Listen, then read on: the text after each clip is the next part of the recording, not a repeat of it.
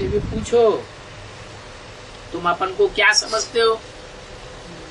तो कहेंगे हम डॉक्टर समझते हैं, मास्टर समझते हैं, हम वो हैं, इंजीनियर हैं, हम मिनिस्टर हैं, हम मजदूर हैं, यही समझते हैं। देह का कार्य व्यवहार बता देंगे। अब उनसे पूछो कि तुम सदैव यही थे क्या? सदैव कलेक्टर, मिनिस्टर, डॉक्टर थे क्या? पैदा हुए थे तब थे? तो तुम क्या हो सो तो बताओ। तो बता ही नहीं सकेंगे। कहेंगे हम बच्चा थे। अच्छा, जब बच्चा नहीं थे, माँ के गर्भ में थे, तब क्या थे? तब छोटा बच्चा था। अच्छा, उससे पहले क्या थे जब माँ के गर्भ में नहीं आए थे? तो कहते पता नहीं। अभी बाप बतलाते हैं कि तुम अजर अमर अविनाशी आत्मा हो। ऐसा कोई टाइम नहीं होता संसार में जब तुम नहीं होते हो। कोई भी रूप में हो, लेकिन तुम रहते जरूर हो, आत्मा हो। डॉक्टर हो तो भी डॉक्टर में आत्मा है, मास्टर हो तो भी मास्टर में आत्मा है, मजदूर हो तो भी आत्मा है, राजा हो तो भी आत्मा है। आत्मा कभी मरती नहीं है। आत्मा जो चोला धारण करती है, शरीर धारण करती है, वो शरीर मरता जीता है। एक शरीर छोड़ आत्मा दूसरा शरीर धारण करती है। वो आत्मा एक तरह का सेल है, जैसे बैटरी में सेल होता है। छोटी छोटी घड़ियां आती हैं, उनमें बहुत छोटा सेल होता है। आजकल तो मोटर कार भी बैटरी से चलती है। तो हमारी आत्मा एक बैटरी मुआफिक है, बहुत छोटी सी बैटरी है। उस छोटी सी बैटरी की यादगार में पुराने जमाने से स्त्रियां बिंदी लगाती हैं और पुरुष टीका लगाते हैं। अर्थात आत्मा ज्योति बिंदी है, ज्योति का बिंदु है। जिस ज्योति बिंदु बैटरी की रोशनी आंखों से निकलती है, आदमी शरीर छोड़ देता है, आंखें बटन हो जाती, माने आत्मा निकल गई। वो आत्मा इस शरीर का राजा है। राजा कहाँ बैठेगा? ऊंची गद्दी पर बैठेगा या दरवाजे पर आकर के ड्योढ़ी पर बैठेगा? ऊंची गद्दी पर बैठेगा। तो इस शरीर में अनेक अंग हैं,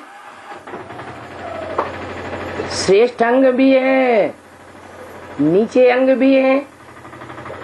तो आत्मा का स्थान उत्तम अंग, उत्तम ते उत्तम अंग है कौन सा? ये मस्तक जो है, इसे उत्तमांग कहते हैं। इस उत्तमांग में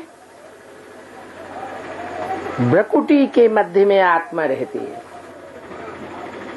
जो गीता में भी कहा गया है, भ्रुवोर मध्य प्राणमावेक्ष्य सम्यक।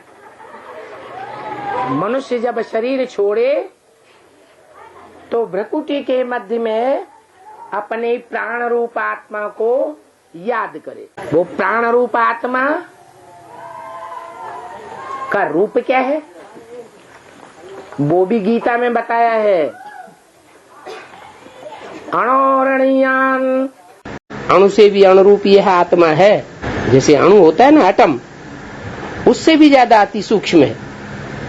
इन आंखों से नहीं दिखाई देती, लेकिन फिर भी है।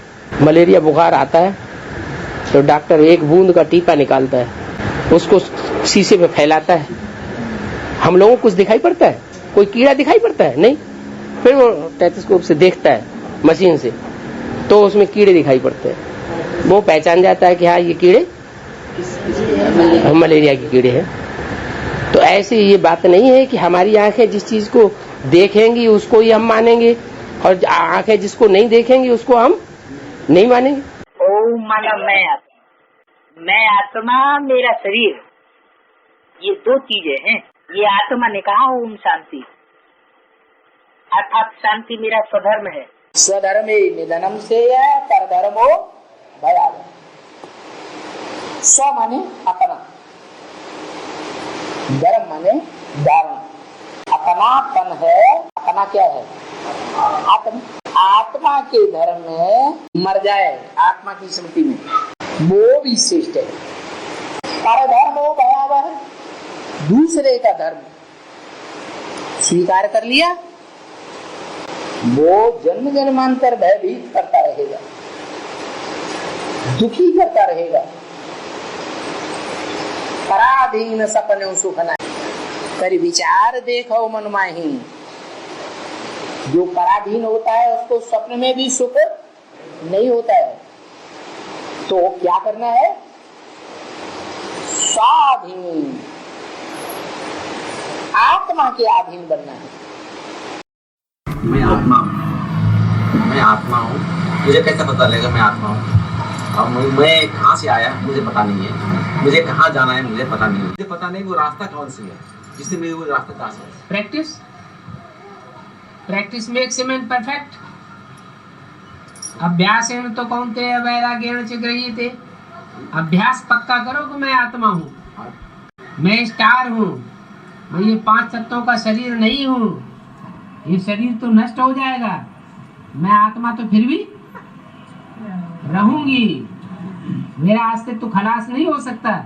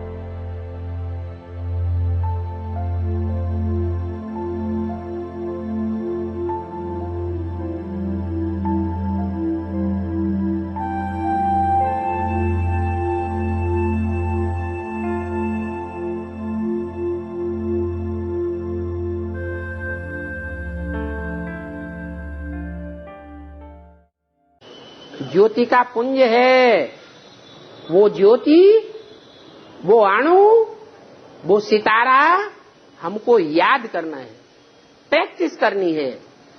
खास करके सवेरे सवेरे, क्या सवेरे जितना फाउंडेशन पक्का कर देंगे तो सारा दिन ऑटोमेटिक याद आती रहेगी। जैसे फसल बोने का टाइम होता है, वो टाइम निकल जाए तो फसल फलीभूत नहीं होती है। ऐसे ही कोई फसल का टाइम है और पहले पहले जिसने फसल बो दी वो ज्यादा फायदे में रहता है, और जिसने देर कर दी वो उतना फायदे में नहीं रहता। ऐसे ही ये अमृत वेला जो है वो मन को एकाग्र करने का फाउंडेशन वेला है। सवेरे सवेरे उठ करके और सब बातें भूल जानी चाहिए। आंख खुली और मैं आत्मा स्टार, ज्योति बिंदु भ्रकुटी के मध्य में ये स्टार चमकता है, याद करो। नहीं याद आता है, एक दूसरे के मस्तक में वो सफेद स्टार लगा दो।